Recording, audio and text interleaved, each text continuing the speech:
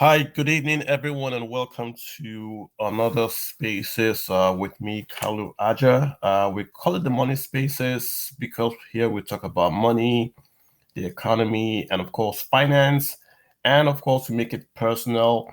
How does it affect you? How is the news around town affecting your personal budgets? That's what we do here. This week, we want to talk SMEs, but not just SMEs at a small, medium enterprises in Nigeria, but want to talk, pick a story, pick a company. Just interview this great CEO I met online and see what we can learn from his story, his own personal story, the story of his company, how he's navigating the opportunities and threats in Nigeria to start a business, and all that. So I think it's a fantastic story. I think at the end, you guys will see why I brought him onto the space to talk, right? My guest is Chekwas Okafor. He's the CEO and the founder of Uncheck. They do garments. It's my pleasure to have him here. So Chekwas, you've got the floor. You can introduce yourself, and then we can start. Hi, good evening. My name is Chekwas Okafor. I'm the founder of Uncheck Fashion Company. We're a manufacturing company based in Lagos. We manufacture T-shirts at this point under the brand name Maroc.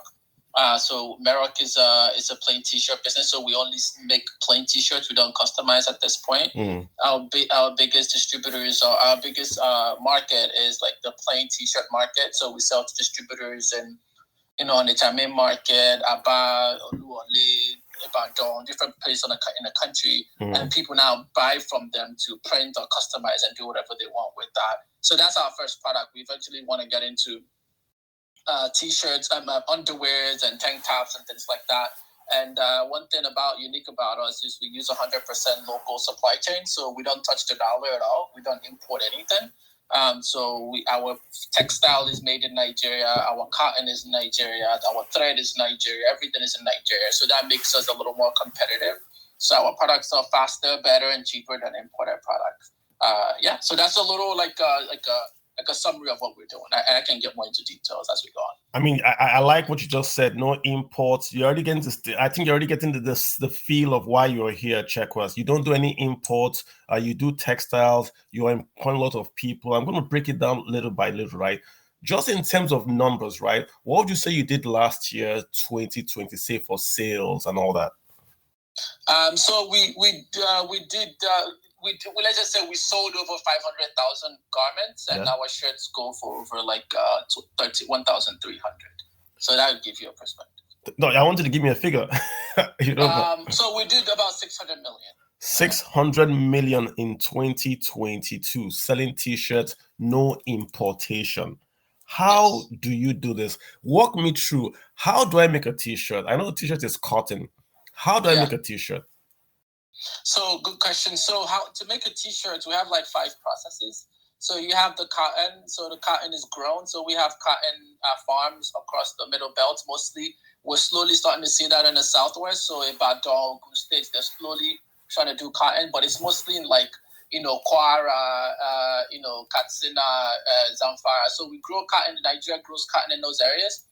And then the cotton is sent to a ginning factory. The ginning factory gins the factory and separates the cotton lint. So the lint is the fluffy thing that we basically use, and then separate that from the cotton seed.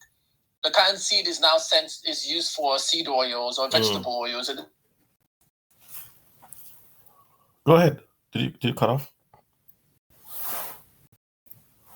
I think I lost Chekwas. I mean, factories. So spinning factories as typically very big factories where they spin the cotton into cotton yarn. So the yarn is like a thread for people who don't know exactly what it is. So it's the cotton yarn. And then the cotton yarn then can either be woven or knitted.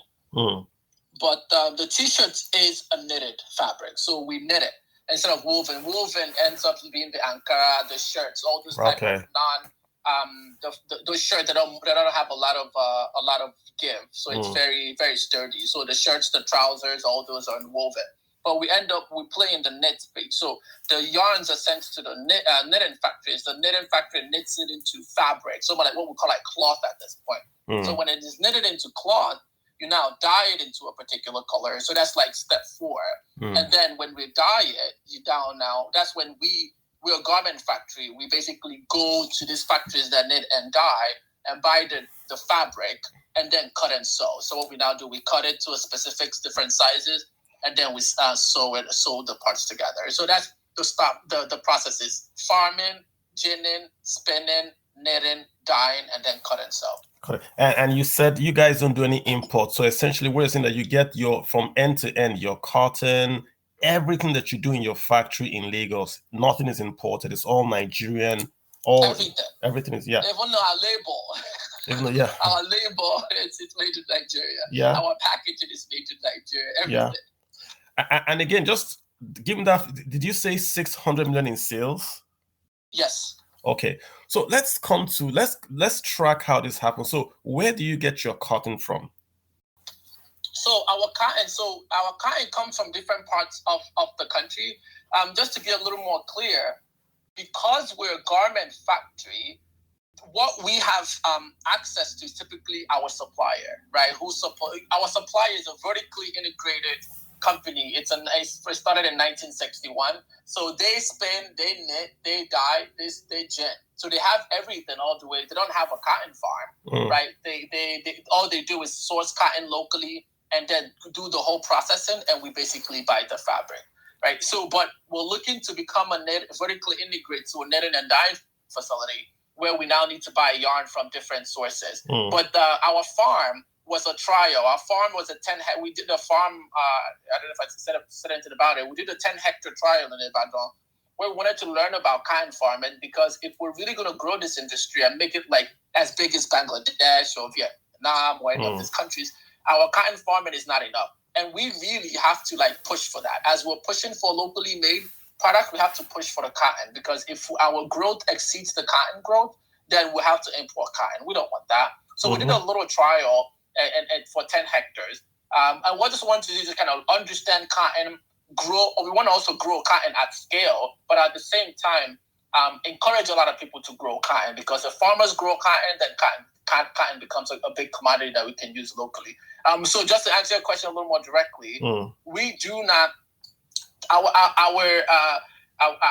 facility, we don't necessarily source the whole thing locally. We just buy the fabric, but we know our supplier gets everything locally. Our 10-hectare farm can only give us enough yield for like 2 weeks of production. So for us to have enough production cotton, we need like 10 to 15,000 hectares, which will slowly grow into. But at this point, we don't go all the way to the farm. All we're doing is we're buying from our supplier, and we're literally learning about the other aspects and pushing. We think in the next 3 to 5 years, we'll have significant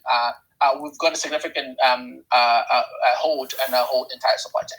Yeah, but the question more is like, but the cotton is gotten from Nigeria. It's not imported. For sure. All the cotton is Nigeria, absolutely. So it comes from Kwara State, Katsina, Zamfara. Yeah.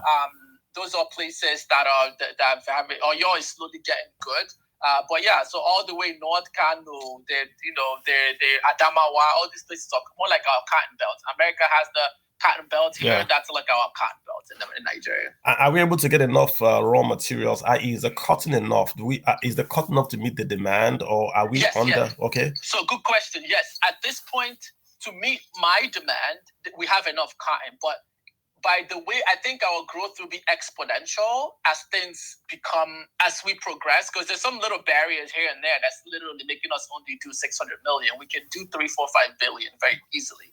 It's just that the supply chain is not strong enough to handle it. Not necessarily the cotton, right? But I think there is, right now, we have enough cotton to support that. But I think in 3 to 5 years, we need to plant more cotton. Okay, so for now, the local Nigerian cotton can supply the local Nigerian spinners, knitters, and all that, right? Yes. Okay, so you get the cotton, then it comes. You get it comes to your factory in Lagos. So you do the t-shirts in Lagos. Yes, our factory is in Satellite Town, Lagos. Yes. Okay, so quick question: why is it in Lagos? And this is a quick question just to hear. Yeah, it's okay. So when I get the little backstory, as I stayed in America, I started a company, blah blah blah. So, but by the time when I was ready to do this, the only factory that asked me to come that said, hey, we can do this was a factory in Lagos and Satellite Tel. Because I had the idea, I think it could work, but a lot of things weren't working out. The math wasn't working out. But somebody said, hey, we can make it work. And, we can make it work. Although we didn't end up making it work that easily, but they made me come back. So when I came back, that was where I went to. And honestly, the only supplier factory is in Lagos. The spinning factory is in Lagos. The knitting and dyeing facilities in Lagos. So why not Lagos? Okay, so I mean, the question is that what about the ones in the north? Like I went a bit to Kano, Kaduna, tons of textile factories there. Is it a different thing we're doing from what is happening in Lagos? So a lot of if you think about history, a lot of those factories were built to weave Ankara. So a lot of their products are woven. I don't need woven. I need knitted. Gotcha. So a lot of the capacity up north are for woven. So they have big spinning facilities in Zamfara and Gad, all these factories. But they're after the yarn comes out, they weave. They don't knit. So the knitting capacity is a lot smaller in Nigeria because it's when it became a big deal, Nigeria had kind of moved on from textiles. So we sort of missed it a little bit. So a lot of the investment in knitted are just a small capacity in what is a little small capacity in Kano, but most of it is in Lagos. Other places in North are all woven, and we don't use woven fabric. Oh, okay. So more or less the t-shirts are the knits. The North is doing more of the woven. Okay, that's where I was going to when I said why Lagos. So let's talk about the factory in Lagos. So how many folks do you employ? 200. 200. These are like real jobs. They earn a minimum wage, not like the guy, just real salary. Yeah, like literally, yeah, exactly. That real jobs. They minimum have shifts. wage. They come Monday, Tuesday, Wednesday. They're off Thursday, Friday, Saturday. Yeah, just real rotation jobs. Yeah, absolutely. yeah. How long? I mean, is it like the ones in Bangladesh? They work like how long do these guys work? Is it like a shift thing? Yeah, it's a shift work. So so I basically copied my experience in manufacturing in America to Nigeria. So we work 40-hour weeks. 40 hours, we work 12-hour days. Oh, interesting. So you do hourly. Go ahead, Jay. You do hourly. You pay them hourly. Yeah, yes, I do hourly. I have to. That's the only way it works. Okay. Right. So we do hourly, and then we pay overtime. We pay double time for holidays. We pay Sunday time. We pay increments of 10% pay on nights. So we work 24-hour days, 12 hours on, like 2 shifts of 12. So I have 4. So I have 3 shifts. The only reason I don't have 4 shifts is because I don't have enough supply to do 4 shifts. But at full capacity, I will have 4 shifts of 12 hours. So it's 2 on. So we're running a shift 3 on, 3 off. So they basically work 3 times a week. Our employees work 3 days a week and get their full pay. So they basically work 14 days in a month for their full pay. Interesting. When you say you don't have enough supply of what? Of my fabric. Of the knit. Yes, of the knit. Yes, the knit supply is extremely limited because of what I told you earlier. It's a lot more woven capacity. So we have some other knit facilities that are around are basically shut down at this point due to many reasons, mostly money and management. Gotcha. So we have the cotton farms. You said that's sufficient in Nigeria. That's way up north. Yeah, I know that. Then we have the factories, let's say Lagos and of course the north. But with the knitting spaces where we have maybe, so we say, lack of that overriding capacity. The knitting guy. So that's the opportunity right there. And you employ 600 folks. You are paying per hour. That's unusual in Nigeria. So they do their shifts and they get paid. Do they get a pension with this per hour? So they're basically I think they're basically salary folks. So and per hour because they get incentivized per hour per output. So we have to find a way to, because we were paying overtime, but if you can't pay overtime at full if you're paying salary, right? Gotcha. If you're salaried folks, you work and you get salary. So correct. We did the salaried slash hourly mesh. It just didn't work, so we just had to go to hourly. The good thing is they can work a lot. They can work a lot of overtime. But the downside sometimes is if there's let's say scheduled production and they don't work that hour, they don't get paid. I have to be very transparent as well. Although it works more in the favor of employees, but it's important to kind of note that because it's hourly, you get paid for hours scheduled. Gotcha. Do you mind hours worked, not hours scheduled. Do you mind me asking how much is it per hour? Do you mind me asking that? So the employees get, I can be very upfront. So our employees get between 45 to 60, 70. Sometimes they get up to 100 if they work overtime. So we just divide that by 40 hours. Gotcha. So we base it on salary and just divide that by 40 hours. Gotcha. Because our overtime is hourly, our night premium is hourly, our Sunday pay is hourly. All of them are hourly. So everything is, so when we make decisions, it's basically hours worked. Gotcha. And folks, if you're listening, I am just having a chat with Chekwas Okorie. He's the CEO of OnCheck. They do knitted t-shirts, unbranded plain t-shirts. And I was really struck by the volume. You're doing 600 million, 500,000 t-shirts, no importation whatsoever, right? You're just producing locally with local labor, local cotton, nothing imported, creating jobs, creating revenues. So and your supply chain is all Nigerian. So that's a great story for me, really. When we look at all the issues that's happening in Nigeria, this is going to be a great story to bring in and just talk about. Let's talk about who is buying this 500,000. Are you supplying corporates? Is it individual? Are you just supplying the market side? How are you doing this? So 95% is to the market, right? And we're not, the demand is so much that we lose customers because we're not supplying enough. Wow. So yes, we don't do a lot of corporate. So we even prefer middlemen, people who work with corporate to just come buy from us. The corporate wahala is a little much.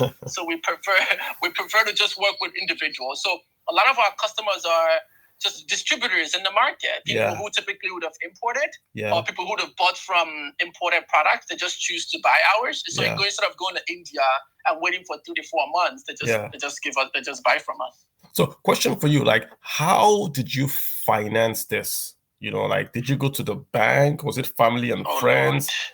Give us an overview. So when I started, I basically liquidated my 401k.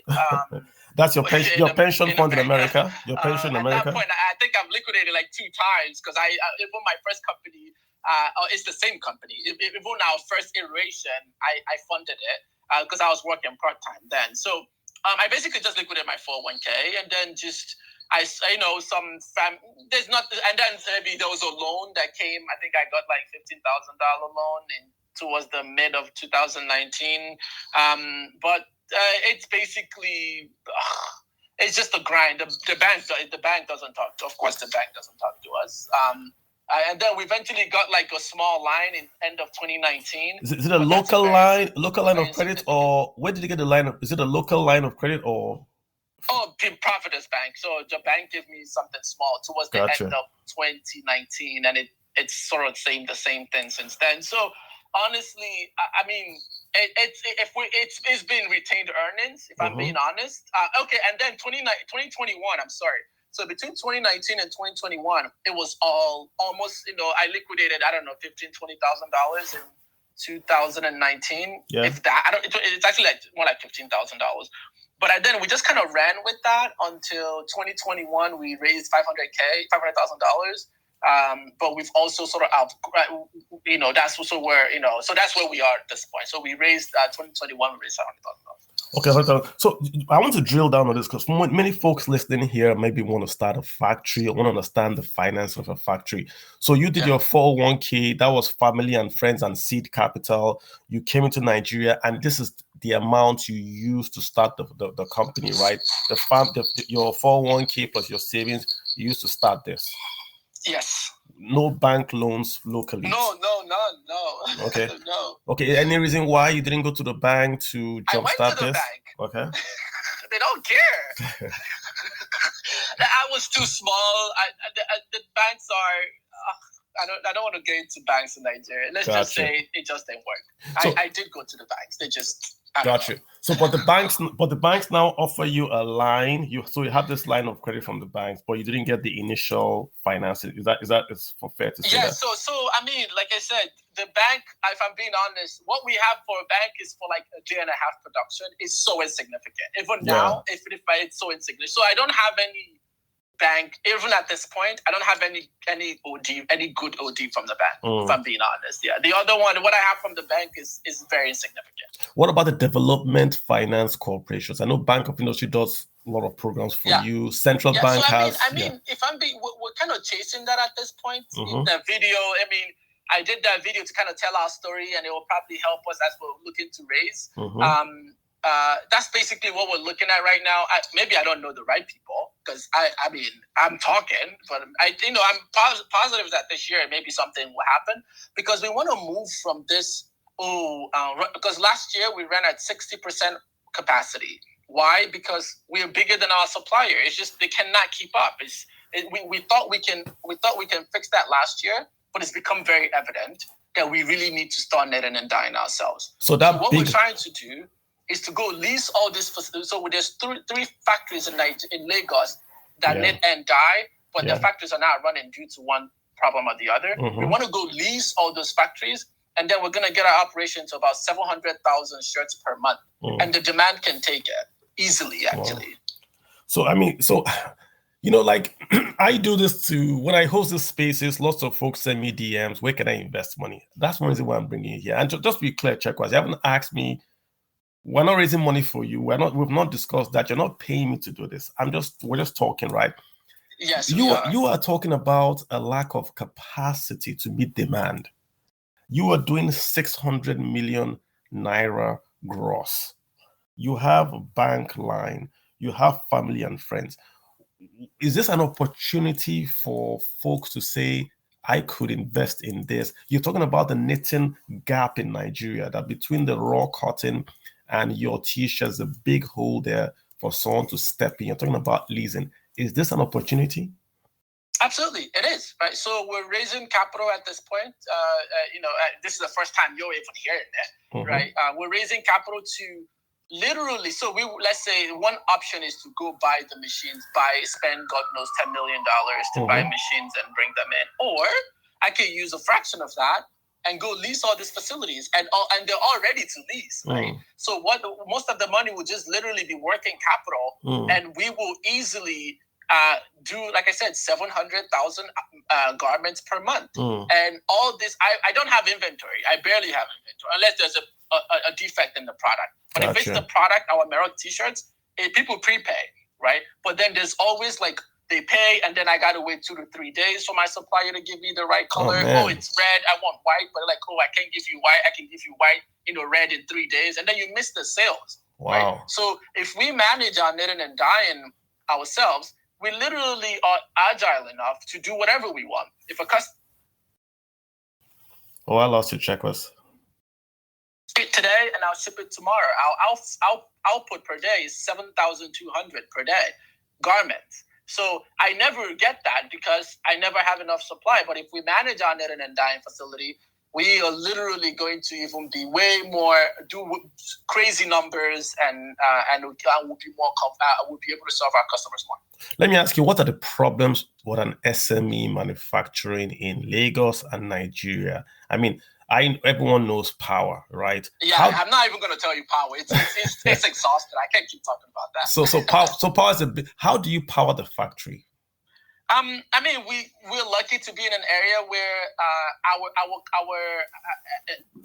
there is a direct line from some sort of source where we almost always have power. So 70-80% we have power. Interesting. So we lucked out there. Yes, I know I'm lucky for that. So because some people are not, but I have to acknowledge that. Where is this area? Where in Lagos? Satellite town. Gotcha. So if you didn't have that, you would have been doing your diesel or your solar or I would have, right? And honestly, it would have been an issue, but maybe not the biggest issue. The biggest issue manufacturing has, what I think, is process, right? We all face power, but how many products are you making per hour? What's your output per hour? What's your output per, I bring it down to hour. I don't even want to say a day, right? Day can be a little, it's too far. That's 24 hours. I don't know if you're saying 12-hour day. I don't know if you're saying 24-hour day. Some people say day, but they actually meant 8-hour days. So hourly, what's your output hourly? What's your machine utilization? So what's your capital utilization? So are you working 8 hours a day and losing 16 hours? Are you working 12 hours a day and losing 12? Or are you working 24? Right. So that's, I think that's where a lot of I've seen some gaps in just processes and how people run their factories. So I think that's one of the biggest learning, apart from the whole, there's power issue and then the personnel issue. I don't even go there, because if you have a good work culture, you attract the best people. Sometimes the not so good people come to your factory and they become the best people, because the culture you have. Do you trust people? Do you give them autonomy? Do you trust them? Do you really care about them? All those things make people do the best work. So that's management. And so if there's two things, is actual processes for the organization and then the culture / management. Gotcha. Those are the things I think I would say like factories should try to look into. Gotcha. So just let me quick. So if you want to ask a question or send me a DM, let me make sure I open a DM. You can send me a DM or ask a question or request to speak. I'll add you on. We've been on for 30 minutes with Checkwas. I could stay an hour with you just asking you questions, because I think you're also reflecting a lot of business issues in Nigeria just by talking about your factory. Just a quick one again. If you had to pay for diesel, right? If you had to pay for diesel, would this factory be worthwhile for you? I.e., would you still do this if you literally had no power and you had to pay for diesel? That's 24-hour diesel? If you had to run your operations with diesel, would you still be doing that? So diesel is about it's less than 5% of our cost. So no, I mean, so just assuming, check what I'm not saying right now. You're not using diesel. I'm saying if you I do use diesel, but very, very, very significant. So the question is this: if you had to do the same knitting factory, but you had to run diesel, I'm trying to do the math. If it's less than 5% of so it would be tough. Yes, it would be almost no and or very tough. Yeah, it would be difficult. Yes, if I have to run at 60-70% diesel, it would be difficult. But if I'm at 30%, 40% diesel, I can do it. Okay, I can still do it. If it's 50% diesel, I could do it. Oh, okay, gotcha. So what I'm trying to really get to, and I think you answered this, is just to say how much of a stumbling block, power is to SMEs. It is a big deal. Yeah, because you locked out on the line in Satellite Town. If you were a guy from America that came here and you had to run diesel, then the numbers would look a lot different. Last question for me, if I go to Mr. Uti that wants to speak. Last question for me. In terms of your staffing, are these guys freshers? Are they graduates? Do they have a degree? Do you request for certification? I.e., is it a job anyone can do? And do you have a challenge getting labor that can actually do the job you want to do in Nigeria as an SME guy? So good question. Answer is no. As sad as it is, there's just a lot of people. We had a little worker call then, and over 100 young people came out. So a lot of our employees are post-secondary school student kids. Sometimes most of them end up going to college while they're working for us. So they just go to college and we have to replace them. So that's a good thing. We're super excited about that. But a lot of our employees are post-secondary school kids. Some of them end up going to college, some of them don't. We prefer somebody who has some experience with the sewing machine. So we tend to prefer those, and then we train them on our processes. But also we can train zero skill some person to intermediate in about 31 days. We have a training program where we train people from literally they've never sat down on a machine to being on the production line in about 31 days. But if you have experience with the machine, 7 days you're already working at a 50% output. By your 27th day, you're as efficient as everybody else. Excellent. Okay, let me bring in Mr. Unlimited. I might have a question. Mr. Unlimited, you've got the floor, sir. Go ahead. Good evening, everyone. How you doing? Good evening. I'm good. First of all, thank you very much, Mr. Carlo, for doing the Nigerian financial space. Okay, I appreciate that. Thank you. To Mr. Okafor, I don't know. I mean, being a Nigerian in Nigeria, I understand how easy.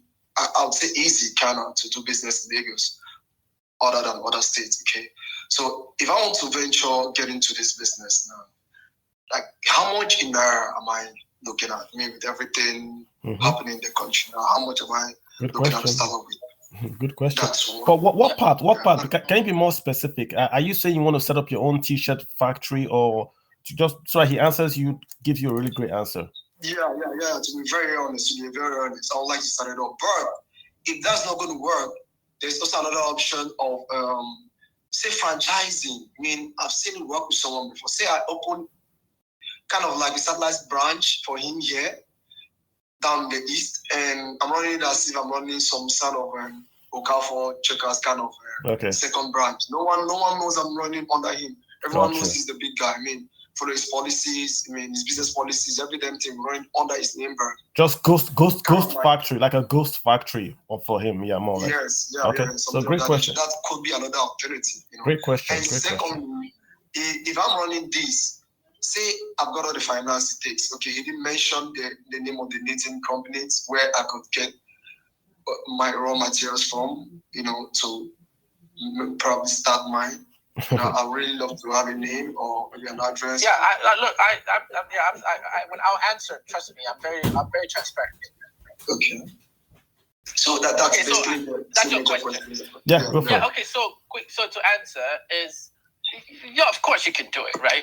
But the biggest thing is, where's your raw material? If you start touching import, fabric, I don't know, where are you actually in the East?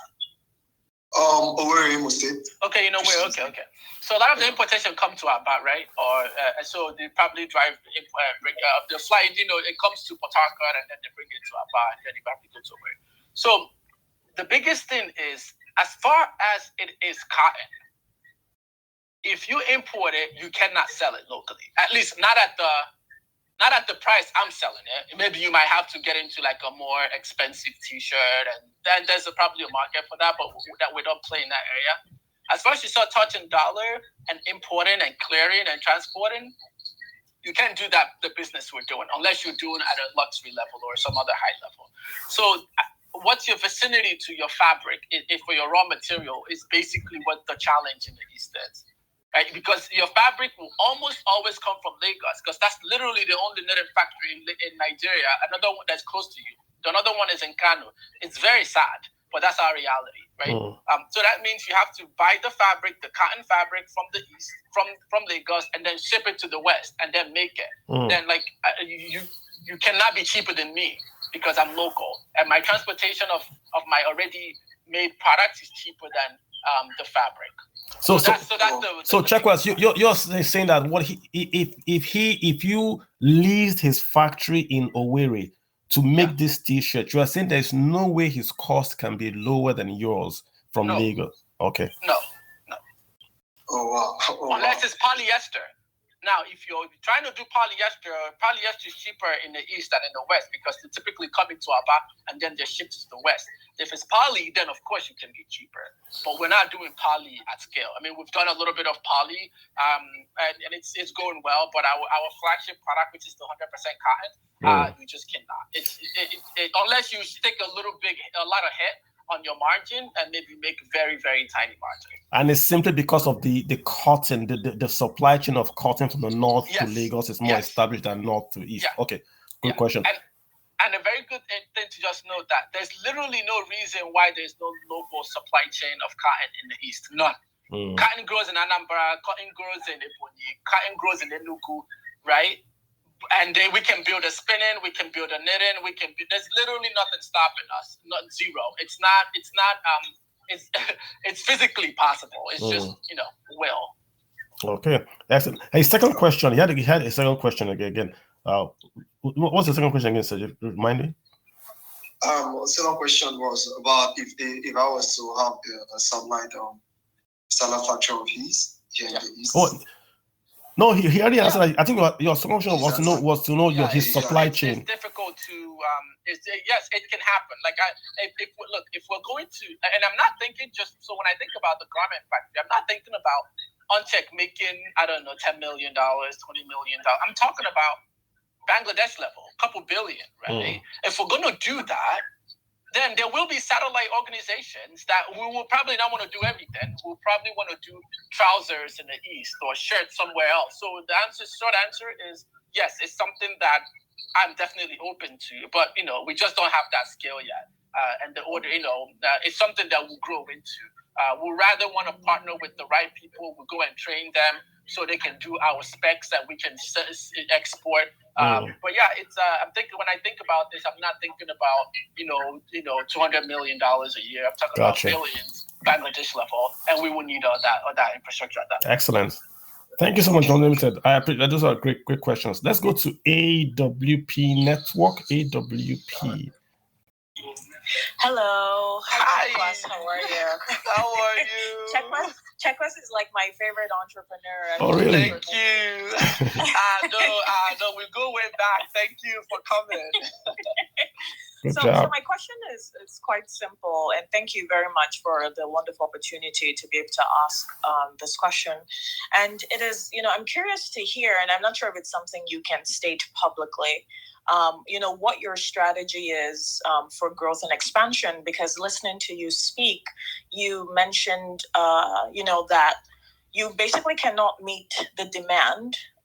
And I've heard you talk about partnerships, whether it's, partnering with external parties or whatever it is. And I think the last time we spoke on the phone, you also talked about expanding into different countries. So I'm just curious, and for anyone listening, here you are, you cannot meet the demand. I'm curious to know what your strategy is, or if it's something that you've thought about. But very well done, and everything you're doing so far and on your growth. I'm very proud of you. I appreciate it. So I'll kind of stagger it, right? So there's a 1 to 2 year is one, I have to get out the roadblock of this having one supplier, which we're about to go lease facilities, the knitting and dyeing facilities in Lagos, and get us to about 700,000 garments per month. Then the next step is, it's very clear that we're going to outgrow the spinning facility in this once we get to that point after 2 or 3 years. Then there's a lot of spinning capacity, even in Lagos, right? And then all the factories Carlo was talking about that are all up in the north, they're mostly spinning factories and weaving factories. They're very open to just spin and not weave. So instead of me trying to, a spinning factory is about $40 to $50 million. That's a lot of money, depending on how many thousand spindles we want. I can just also go and lease all those factories, or at least work with them in such a way. I partner with them in such a way where maybe I fund some of that operation, and then I get a reduced Do you think they'll be open to such? Yes, they will. They will. Okay. Oh yeah, they will. We're already in talks with some of them. They're very open. They want to get the factories back up. Nobody wants a decrepit asset. That's true. So that's the plan. So we want to lease knitting, and then I'll grow that and go lease spinning. And I think at that point we can now decide how big of a factory we want to build. And then for the conversation about other factories, we will rather export to the neighboring factories before we set up, right? Because we're getting a lot of inquiries, like from Cote d'Ivoire and all these places. I think it's easier for us to at least start making locally before trying to make somewhere else. When we realize that it's easier and cheaper to make somewhere else, then we will.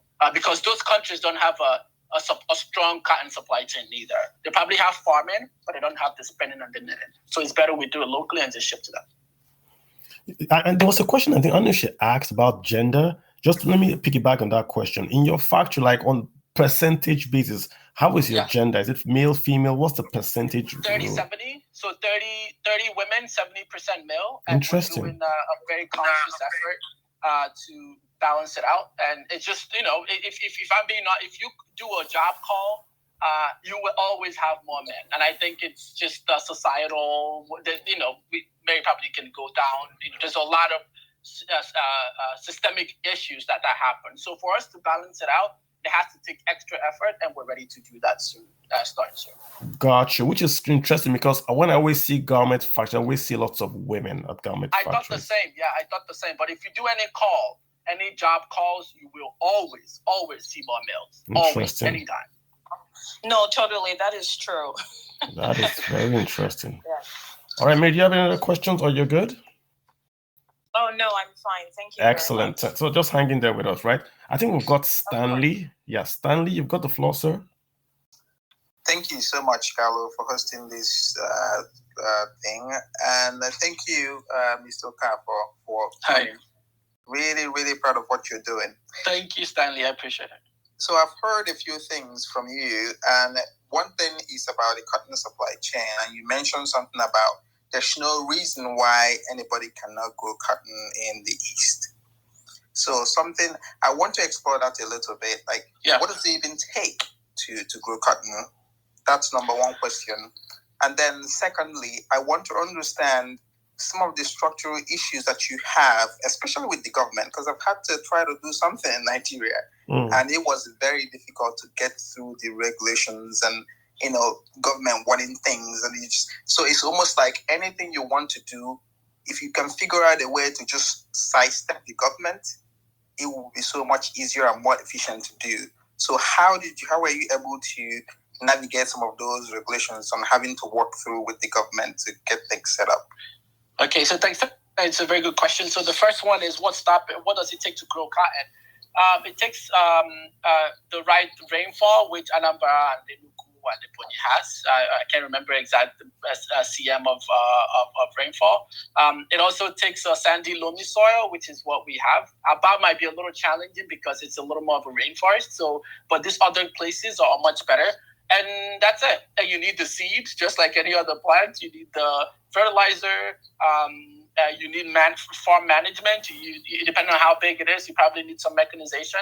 There's literally nothing different from farming any other crop. As far as it's physically possible, which it is. So, to answer your question, what's stopping us? It doesn't. It takes exactly the same amount of effort it does to and other crops, and it's a 6-month plant. The planting season is end of May and harvest is beginning of December. So it's like a 6-month plant, and depending on your farm practices and the seed you use can depend on can affect your yield. Good yield is about 1.5 to 3 tons per hectare, and bad yield is probably less than a ton. It's not a good yield. So that's basically that for cotton. We did a little trial in Ebonyi State, and it sprouted. When I put like 2, 3, 4 seeds on the ground in Ebonyi State, and it sprouted just like anywhere else. So it's possible. That's the answer. Then the other is government. To start, you don't need the government. This is just a private business, just like anything else. You don't, unless the only time you start talking about government is when we're trying to increase the acreage of land you want. And you can also sidestep the government with that. If you find a good person that has a lot of land, 100, 200 hectares, lease it. The government doesn't have a place. The government doesn't even know we exist. I mean, we pay our taxes, but that's about it, just like any other business. But you can just do your business just like you do any of your business, and just start and run your factories. Because also, just one thing to know, because we're just a garment factory, there's a lot of regulations that doesn't affect us, right? But when we become a knitting and dyeing facility, when you just find the right regulations and pay the taxes and make sure you have a very safe environment. Your environment is good. Employees are being paid well. There's literally nothing different. If I'm being honest, just they don't need to be in your business. And check once again. You say it again, but you say it casually that you're doing 600 million. You're employing 600 people. You are not importing a thing. You are growing jobs in Lagos, in the north. You are supplying all over Nigeria, yet you have no quote-unquote direct government support. I mean, you say it casually, but again, we're just repeating that these are folks that we want to see get the support, right? All the support are good, but we want to see more of this, getting to folks like you. So Stanley, I don't know if you had any other questions. And again, I was struck by what you say. So you say cotton can grow outside the north. I always thought cotton grew in arid regions, No, that's not, no. Oh, we actually had a very good yield in Oyo. Even the one I told you, I just sent a pack, like 1 kg of a very, very little pack of seeds in Ebonyi to just kind of see if it works. And it grew, and obviously we didn't have the fertilizer and all that, so it had some pest issues, but it did grow. It just grew well. Interesting. It just, So essentially, those are all untrue.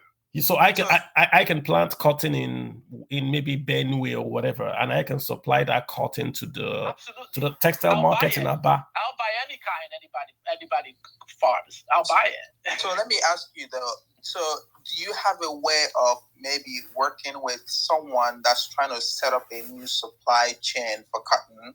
Someone that just want to buy your land, set up an actual cotton farm. And do you have a way you can work with them to try to help them to, start up and then so can have direct supply to you? Yeah, so the answer to that question is yes, right? I'm in for the long haul. I'm in. This is not a one-player game. When I ask for partners, it doesn't have to be government. It doesn't have to be people giving me God knows how much money.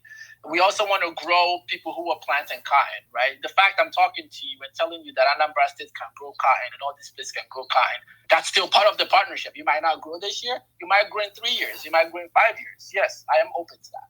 Okay. Excellent. All right. So I got a question on DM for you before I let I am voter speak, right? So the guy is asking you on DM, number one, on backward integration. No, this is from Okafor online. Are you involved in any backward integration? That's number one. And number two, since you say funding was an issue for you, are you looking at maybe raising funds through, say, crowdfunding or from individuals? Could you talk more on that? So number one is asking about your backward integration. I think you've been speaking a lot about that, how you want to get your farms in Oyo and all. And it's also asking number two about the funded part of it. I think it's asking if there's an opportunity there if you've packaged something out. So if you want to just make a few words on that, then I'll get Mr. Yeah. So backward integration is, for me, to knit and dye is a backward integration. That's literally me solving one more step of my supply chain. So yes, I think in 10 years, we will own the entire value chain. We will, from farm everywhere to all the way to the garment. But our next step for backward integration is knitting and dyeing, and that's our next step. After that, then we probably get into spinning. But our next step is on backward integration is the knitting and dyeing. That's the biggest bottleneck at this point. So we want to focus and solve that, and then before we go into the other ones. So about fundraising, yes, we're raising funds. Probably necessarily not crowdfunding, but if there's it's called SP, like a purpose vehicle, SPVs. SPV. SPVs. Yeah, we can look into that. But probably not like crowdfunding. Is it going to be like this is going to be private debt or private equity? Are you doing maybe debt or equity? Oh yeah. I want to talk to any PE. Like if it's said PE, private equity firm. Yeah. Yes, I'm open to that. Okay. Oh, absolutely. Yeah, I'm open to that. What? Okay, I mean, I'm going to ask you here, but you don't have to answer. But what's the margin? What was your margin like for 2022? So our margin at normal capacity is 20. I'll just keep it at 20-something percent. 20-something%. 20-something. Let's leave it at that. Gotcha. And this has no. I mean, again, because you have no imports, you have no naira devaluation risk, right? No, I don't. So you don't. So it's literally if inflation goes up, you ride with inflation. You have no exchange risk. And let me tell you a little secret. It works for us, right? Because when imported products start selling at 1,500, and my price will increase a little bit because of fuel and gas and food, but it won't increase at the same rate as the inflation. So gotcha. My price will go, my cost will go up a little bit, but I will increase as close as possible to what the importation is, and I have better margins. So inflation really sort of works for me. Because you are the import substitutor. Exactly. Gotcha. All right. Let me get Mr. Let me see. Tweets by Seth. You've got the floor. Okay. Hello, Carly. Hi. Hello, Jacques. This has all been very interesting. I initially had two questions. The first one was asked by Stanley, I think, about the regulatory climate, in your space. So I'm not going to ask that. The second one is a much more simpler question. For SMEs in Nigeria, I know that apart from power, a problem you have said that you don't have, the second most crippling thing for SMEs that are operating in Nigeria is tax. How how taxed are you by the government? Are you undertaxed? Are you overtaxed? How do you navigate that space, and how has it impacted on your business model? If you could just touch on that. That's a great question. That's a question. Good question. Yeah. So, the only taxes we pay are just the same taxes of so we pay, the corporate tax where necessary, the VAT, the employee tax. All these are baked in the cost. But we've not gotten any out of the norm taxes, if I'm being honest. Right? There's no out of the, because we're basically a glorified tailor, right? So it can be like one tailor, and we just have 30 or 40 machines, and we don't do any processing. So there's no chemicals, there's no additional layer of processing that we do. So at this point, there's nothing additional than just the normal VAT, corporate taxes, employee tax, all the normal taxes. Well, apart from that, there's nothing. I guess knock on wood, if I see wood around. There's nothing unusual that's come our way. Angela, someone is asking, how does he get the product? I think they're basically asking, do you retail this? Do you wholesale it? What's the price? Just to have that insight. Yeah, absolutely. So we like I said, we wholesale to our distributors in different markets, and we sell at the distributor price of 1,000 above, about 1,300 naira per shirt. And then they sell, whatever competition allows them to sell. But yeah, we sell 1.3 to them, and then they sell whatever. And it's in different markets. We don't sell online because we don't sell to our customers. Our direct customers are not online, so we just sell directly to people in the market. So if you go to a plain T-shirt business around, you see our product. If it's not there, then maybe we haven't broken into that market. Gotcha. Maybe some other product has outcompeted us. But it's just like any other plain T-shirt market, from Oluwoleu to Abame, to Ariaria, to Onitsha main market, to Mile 2 in Port Harcourt. It depends, different areas. Gotcha. And someone here is just let me know that cotton does grow in Enugu, on Soka to be precise. I remember seeing cotton plants in my village growing up as a child. So it does grow there. I always had also the same thing with palm trees. I always thought palm oil only grew in the southeast. Palm oil grows in Kaduna State. So sometimes we have this, mental fix of rubber is in the south. Yeah, but until you interrogate the data, you find out these crops are all over. I mean, again, great story. When I'm talking to Chekwa Sokorie, the CEO of OnCheck, right? They make unbranded T-shirts, doing about 600 million a year, 500,000 individual T-shirts. The real story for me is a young Nigerian leaves the US, takes his pension fund in dollars, and comes to Nigeria, converts the pension to Nigeria, and starts to sell or starts to manufacture. Manufacturing in terms of GDP in Nigeria right now, it's the third or fourth largest contributor to GDP. But that figure is a bit misleading because we've added Dangote to manufacturing. If you take away Dangote fertilizer, i.e. the urea, which is now our largest export in Nigeria, if you take away that Dangote alone, that sector falls. So if you look at what makes money in Nigeria in terms of GDP, it's agriculture, it's trade, it's telecom. No manufacturing. Manufacturing is there because of Dangote. So when I see the stories of folks using Nigerian raw materials to make Nigerian goods sold in Nigeria, disrupting imports, saving the naira, and allowing us to use less dollar, it's always a good point to bring him onto a space and to share and to learn how he's doing it. I think lots of people are asking you questions around how are you doing it, so they could maybe go start something else. There's enough market for anyone. I think that's what Chekwa has just shared. This market is there. He has given us a big hole in knitting. If you go into knitting today, Chekwa will buy from you. So excellent story there. I've got Okeke's, is that Okeke's son? Chatam. Go ahead, sir. You've got the floor. Go ahead. Okay, good evening. How you doing? So my question is, I based in Kaduna State, that is another part of Nigeria, and this is the first time I'm even hearing that Nigeria produce shirts, like clothes, you understand? So I don't know, how is your, like, how do you distribute your products here in the northern part? I wanted us to know that if I could get a way to bring more into this place. So he wants to be a distributor. I'm hearing him say he wants to be a distributor. Yeah. So, okay, thanks for reaching out. Yeah, we actually have a distributor in Kaduna, but very in Kaduna, there was a much cheaper product that sort of outcompeted ours because they said Kaduna doesn't like quality that much. But I would, if you can DM me, I can direct you to our salesperson in Kaduna. So we have our salespeople. We have distributors in Kanu, Kaduna, Jos. But our Kaduna is not doing that great because they're saying that our product has gotten a little too expensive for their consumers.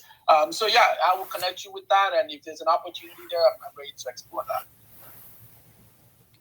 Okay, sorry, I was kind of fast because the place around is kind of noisy. I'm still in the shop, so that was why I was kind of.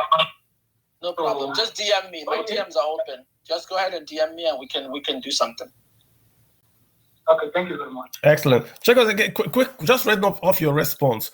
If I have an imported shirt from China and I take your shirt, which is cheaper? Oh, mine. Yours is still cheaper than. Yeah, because okay. So no. Let me answer it a little bit. Mine in the same quality, right? So there's different grades of t-shirts. But if it's 100% cotton, 170 GSM shirt, mine will always be cheaper. Now, if you're getting like a poly cotton blend, a poly cotton mix with like 160, 130 GSM, of course it will be cheaper because they have polyester. Polyester is their strength. That's why a lot of imported products in my product category are cotton blends. 100% cotton t-shirt imported here will be retailing at 2,000 naira, right? Because the cotton is more expensive in Asia. Like polyester is cheaper before you add your transportation and all that. But 100% cotton, 170 GSM shirt, always, I'm not concerned, always cheaper. Gotcha. So is it because it's the cotton? Because in the north, right, the normal Ankara we have, the Chinese ones are cheaper because they're not cotton. It's polyester. Cotton. Interesting. Yeah. So if we were doing a targeted ban, it's not to ban the import, but it's to talk to the polyester. Is that it? So obviously, I understand. I'm not necessarily pro-ban, but poly is not our strength. There's no polyester fab company in Nigeria. Now, there is a company, I think, in Durama, I believe, like that does the petrochemicals. So they get they do the raw material, and they take it to Asia, and then we buy the yarn, the poly yarn. There's no polyester spinning yarn in this country, right? So polyester is always cheaper from abroad because we don't have it locally. But cotton, because everything is in the Naira and it's ours and we can manage that supply chain, it's very difficult to beat us in cotton. Gotcha. Check us out. We've been here for nearly an hour. If we don't have any more questions, I'm going to try to ask just a rounding up question, more or less, right? So you are an SME guy. We've talked about power. You were lucky. We've talked about financing. You were lucky because you had the 401k in America. When I mean lucky, I'm in quotes. I understand. You brought the 401k to Nigeria, so $1 to Nigeria. You got your startup capital right there. We've talked about staffing because you are quote unquote doing per hour. It's more or less, it's not a job that you need a graduate to do. So you're not paying graduate salaries. Exactly. So you tick many boxes by quote unquote luck and providence. If it was you had to come in here, you were an American, you had $1 million, you could invest in the US and get 2% APR on that $1 million. Is Nigeria doing enough to attract people like you, Nigerians, that want to set up a factory in Nigeria, but just need help? Are we doing enough? And what's the 1, 2, 3 things you think that the Nigerian government, this one and the one coming, could start to do to attract more people like you to come back to Nigeria and set up a company? Yeah, so a simple answer is no, right? That we're not doing enough. Because it took more than just the will to make money. That's why I came and wanted to and went through all the trenches, and it was very tough, right? Yeah. It's still difficult. because capital wants to make the easiest way. Capital wants the easiest way to make more capital. It's not. I'll just put my money here and just wait for my 2% APR. So that's the answer to that. Answer is no. So what needs to happen? It's a considered effort. So first of all, identify the industry, not just leave it open. I think identify industries and have a very very clear policy that attracts policy to that area. So, for example, Benin has done the same thing, right? So they attracted God knows hundreds of millions of dollars worth of investment in the garment space.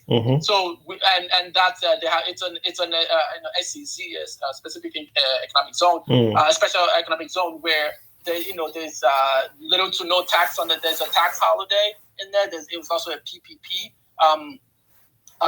With that area where the government provided land and the foreign investors came in and just invested their capital, and the government owns a very small share of that business, and the other company has, and then they have a very long tax holiday. So these are very clear policies that we have to do and chase this capital, and also do it in our strength. You don't go do it in polyester unless you want to build a polyester. I'm talking about if it's in garment.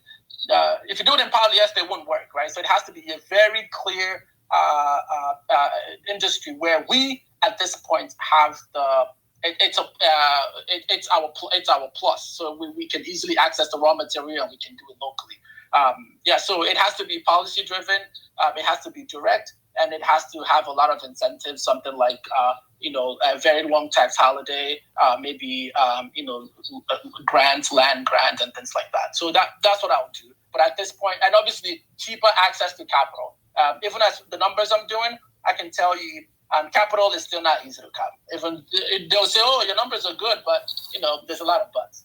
So there has to be very clear policies that really target an industry and kind of go for it.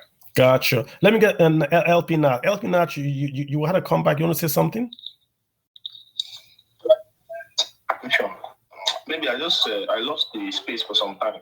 The question is, somebody in the lower value chain, let me say, somebody planting cotton, not into the processing aspect of it, and the person actually break even. What number of hectares can the person actually be? Is the market readily available to get this cotton?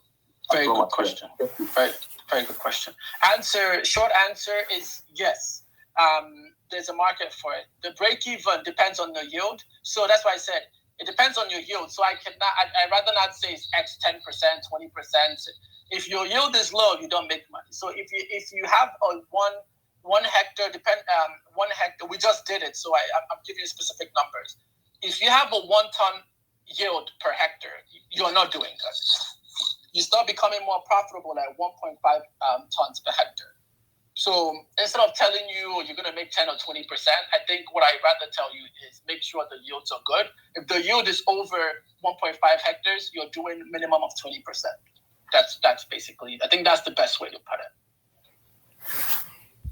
Good. Nice one, Cheka. I mean, just want to say, I think we've been here an hour, and I think I've been informed. I've learned a lot, not just about cotton, but we've tied in the SME, the trade, the manufacturing, the issues.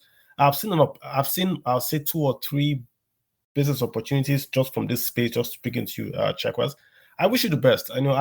I'm rooting for you, and I think everyone is. We want to see more people like you create jobs. Anywhere in the world, the SMEs are the job creators. The SMEs create the jobs. They take the policy and they make it into opportunities, and then allow people to fulfill that opportunity and become middle class. If you don't succeed, Nigeria does not succeed. I.e., if you as an entrepreneur in the SME space does not succeed, then we don't really go anywhere. So I want you to succeed. This is my own contribution. And I also want us to, as a people, right, as Nigerians, we also want to hear more stories like this. Social media is filled with, its politics is filled with so many, should we say, stories about violence, about lost hope, about despair. This is very important for people to understand. There's a lot that is in Nigeria if you are focused and you have the knowledge and ideals, you can make it, just like you've done. You've not done quote unquote that spectacular. You've simply taken risk and you've been rewarded for your risk. So I applaud you. Thank you very much. I got 2 more folks here, but let's see if we can. I've got Queen Sumto. Queen Sumto, how are you? I just saw you on Twitter. How are you doing, ma'am? Hi, Uncle Carlo. Good evening. How you doing? Chair, of course, it's evening here. Evening. Good evening. I've always been on politics, Twitter, but we look forward to invest in our country. I was actually late to this space. I wish I had notifications earlier, to join it. Lots of us want to. Oh, she's. About it. Trust me, a lot of people would have been interested. Oh, you're breaking up big time. Sumto, you're breaking up. You're breaking up. We really want to hear you, but you're going in and out. So look at what's going to happen. Move a bit. I'm going to make James speak, then come right. And then we want to see capitalists like you, Chako, and know how a good number of us wants to invest in the country. Our country is so rich. So please do. Can you hear me? A kind of flashback or rundown on the key thing you talked about. So I'm just going to mute you so you can hear me, right? So if you can hear me, I muted you just so you could hear me, right? I would like you to maybe change position or redo your phone and then come right back. I'm going to make James speak, then come right back and talk. Your audio is going in and out, Sumto. So Sumto, go out again, come right back and request to speak. I'll add you, or change where you are speaking from so your audio is a lot better so checkers can hear the question. So I'm just going to, that's why I muted you. Just do it. I'm going to make James speak, then come right back. I'll make you speak. So James, you've got the mic. Go ahead, sir. James? Yes, good evening. Can you hear me now, Mr. Yes, Gallo? I can. Go ahead. Yeah, good evening, Chekwas. Unfortunately, I didn't join the space from the beginning, but from the time I've been here, it's been so enlightening. Thank you so much for organizing. Thank you. Just a quick question. If one was to go into cotton farming, I've heard you talk about the rainfall required and some other stuff. If we are not going to 100% depend on luck, what kind of mechanisms can we put in place to forestall losses? Because you've talked about the minimum tonnage we should expect as a unit if we are going to be profitable. So if we're not depending on the natural rainfall or some just sheer luck, are there some mechanisms we can put in place to forestall avoidable losses in farming? Yeah, so absolutely. So the key thing is you have the right seed, right? So we're using a GMO seed, a BT cotton seed. It's called with the ball guard technology. So that simply means it resists the ball worms, which is the biggest pest. So you will not need pesticides. So the first step is, first of all, obviously, if the land is good, we have to depend on rainfall because we can predict that. So as far as the land does its supposed to do, the next best thing is have the right seed. There's a lot of conventional seed out there that's very affordable, but you cannot depend on that. You have to use the new ball guard seed. So once you do that and just follow and use the right NPK, the right fertilizer, and then just have somebody manage it. The biggest problem is when you're planting. So depending on how big your land is, if you're 10, 20 hectares, you probably need mechanization to kind of do all your rows and all that. But if it's about 1 hectare, maybe you can have laborers to do that. So have the right soil, to have the right seed. You have to use the BT kind. It has very high yield potential.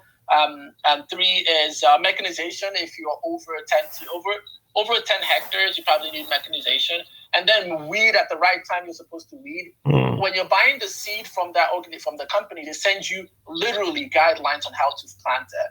And then at the 6 to, when you need to put in more your fertilizer, the staggered days of fertilization. So all these things, like any other crop, that's basically the guideline we followed, and we had good yield. And then something to just be aware of is the harvesting. Harvesting is very labor intensive. We don't have big combines like America, where they have 1,000 hectares in one place and they use giant John Deere combines. So currently we just do hand picking. and that could be expensive if it's not managed well. So the only other thing to be aware of is the harvesting part, because cotton blooms 2 to 3 times sometimes. So somebody might do a harvesting, and then after 2 weeks, it's bloomed again. So that's just something else to be aware of, the harvesting. But then that also means you have good yield.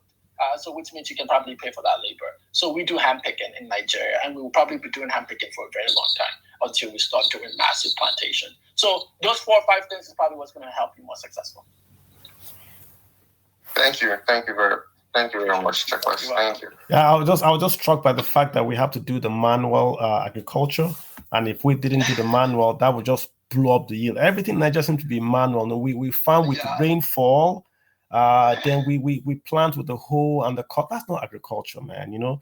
So yeah, and we have to grow yield. I mean, there's this stat that's in my head. You know, Nigeria grows the largest amount of cassava in the world, Nigeria. But Thailand, with less than maybe 10% of what Nigeria grows, exports the most cassava product, in the alcohol from cassava, all the products from cassava. So we tend to do little with more labor, less output.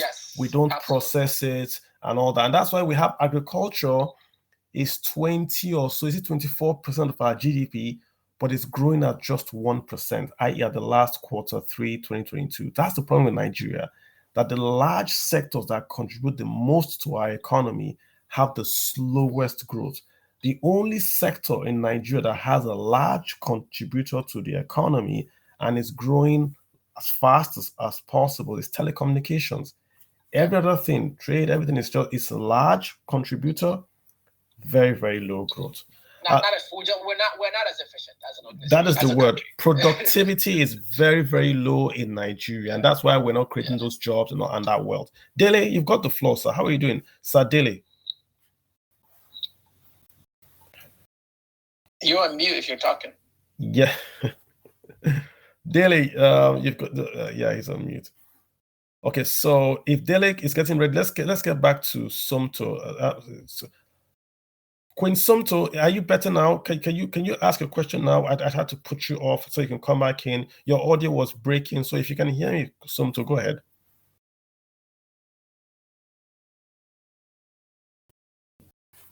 I've got Sumto. Yeah, wait, is it me? No, she's on mute. She's talking. Oh, Sumto, you're mute. Yeah. Okay. There you go. Okay. Good evening once again. Go for it. So one of the questions I asked was to do a rundown on the topic, and you handled, because I joined the space late. I just joined now. You see? And I think most of us want to invest at home. Most of us don't know how to go about it. So I expect more of this space from time to time. Agro processing, SMEs, industrialization, and the rest of them. I expect you, Okokalo, to host this from time to time. Sure, I think that's it for now. Most of my question has been answered by Chekwas himself. I had a little rundown of the space. But what I want to request is that we'll have this space from time to time, maybe once in a week, as often as possible, so lots of us can really know what to invest in and how to go about investing at home. So that's what I want to say, Uncle Carlo. Thank you very much. Thank you so much, Queen Sumto. Queen Sumto, we're here every week. Every week, we are here every week. We have a dedicated investment week where we have a stockbroker come and talk about those investments. And then during the other weeks, we just bring in people like Chekwas is doing today. We bring in brands. We brought in Momo before. We've brought in guys that do real estate a lot.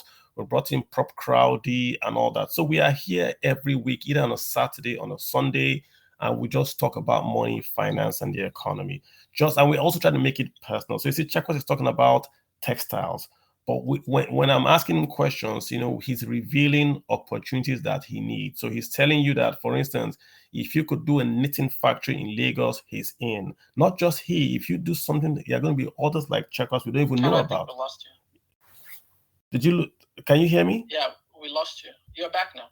I'm back now. So yeah, the point I was making was we are here every weekend and we try to bring in folks to do speak. So if you join us either Saturday or Sunday by 7 p.m. West African time, we're always here and we bring in wonderful guests. I mean, I brought in guys all the way that offer. I know there's a guy here on the space that was had an app that was crowdfunding. We've brought in lots of folks here. So it's always for you.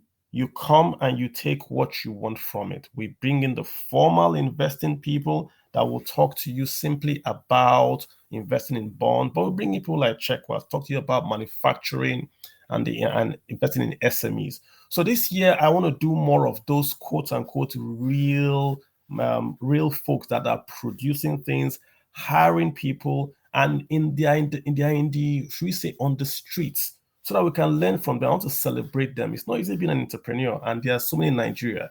If you can make it in Nigeria, you can make it anywhere. So join us anytime. We would love you. So I can just summarize what Please go ahead. Question, what we've done. I'll try to make it very, very quickly. My name is Chekwas Okafor. I came back to Nigeria in 2019 to start a garment factory. Fast forward to 2023, we have 200 employees. We've made over 2 million garments since then. All our products are made locally. So the cotton, the fabric, the yarn, everything is local. So we don't touch the label. We don't touch the dollars. So even our label is local. And the only reason we want to do that is we have to power the entire supply chain if we're trying to really power textile industry. And when I'm thinking about the textile industry, I just don't think about OnTech as a company, doing God knows how many $1 million. I'm talking about an industry that that can compete with Bangladesh, right? With export, a couple billion a year, hundreds of billions, right? So because we can do it, there's really nothing stopping us from doing that. So what I'm just doing is just a very, very small amount of what can be in the future. We planted cotton last year to kind of understand cotton plantation, because we want more people to plant cotton, because I know that as we grow, we will surpass the cotton plantation in Nigeria, because it has dropped over 80-90% compared to what it was in the 60s and 70s. So that's why we planted cotton. We had good yield, and that's why a lot of people have asked me about plantation, which is basically why we planted it. Now I can talk about cotton plantation because I've done it. We plan to farm about 1,000 hectares this year directly, and hopefully encourage more people to farm more. So now our biggest challenge is supply. We're bigger than our supplier. We basically want to go lease knitting and dyeing facilities in Lagos, so that we can bring those capacities back to line. And if we're successful with that, by the end of Q2, we will be producing about 700,000 garments per month, and we'll be able to sell all of that because our demand far exceeds our supply. So that's basically our challenge, and we plan to vertically integrate all the way. We're growing, but I think we can get to about 500, 600 employees by the end of the year if we're successful in leasing those factories. So that's basically where we are as a. I think we lost you a bit, Chekwas. But I keep. Go for it. Go ahead. So I said that gives me a perspective of where we are, and I think I've answered some more specific questions regarding what I've said. But that's kind of an idea of where we are. Our brand name is Merok in the market, MEROK. We sell plain T-shirts in the market. In most Nigerian markets, Area, on the Jamaican market, Oluwole, Ibadan, Gano, Katsina, Jos, we're around the country. Gotcha. So that's it. And this is the agriculture that they asked us to do, Abi. This is the agriculture. This one of going to do, I can do cotton in any city, maybe in a climate controlled, those 10 things, grow cotton and then do the knits for you. This is the agriculture, not the hoe and cutlass, Abi. That one is noble. But I mean, when we say agriculture, which is what we're talking about, agro-allied, not just to grow the cotton, but the agro-allied part to convert the lengths, also the cotton balls to lengths, to supply the factory that would then create the jobs, and then to do the import substitution. So this is how Nigeria creates the middle class and becomes wealthy. This is why agriculture is important. Right now, we're still at subsistence. We've got to take it a notch above and start to make inroads. Guys, I just want to thank everyone. Chekwas, you've been here for an hour. I want to let you go. I know I've taken some time, and I do appreciate you sharing very, very, I would say some questions here you didn't have to answer, but you did. You were very, very open, and we appreciate it. I do appreciate you doing that. Haruna is trying to ask a question. If you can jump in whilst I'm speaking, that's fine. Otherwise, we'll just round it up to a close. Chekwas, again, thanking you. Folks, again, it's a space for money, finance, and the economy. It's a space for you to learn, a space for us as a community to learn and get better. Managing money is not just about managing your savings. We are in a country called Nigeria. If Nigeria does not get better, it's harder. It's not impossible. It's just harder for us to get better. So we've got to root for Nigeria. We've got to root for the entrepreneurs that create jobs. That's what we want to do from 2023. If you're a job creator, we love you and we root for you and we want you to succeed, because if you succeed, we also succeed. Thanks so much, Chekwas. You want to get in any party shots? All I say is thank you. First of all, thank you, Cal, for even reaching out. Thanks for connecting this. I really appreciate it. I enjoy telling our story because a lot of people sometimes don't know that something like this is happening. So thanks for sharing our story. And for our listeners, thanks for taking the time to listen to me. My DMs are always open. My email is chekwas@ontech.com. It's on my Twitter profile. I'm open for any questions, any support, anything. Because like I said in that video, the video is also on the video Carlo talked about earlier. It's also on my profile. But when I said in that video, we need partners, and partners can be any partners, right? Because like I said, this is not just, that's why I was very open with our numbers and things like that, because it's not about now, right? It's about, 10 years. What are we doing? What are we exporting? How many jobs are we creating? Are we creating millions of jobs in a garment space? Because it's being done in other countries. So any partnership is totally acceptable. You can ask me questions. I'm open for anything. So reach out to me on DM or email me at chekwas@ontech.com.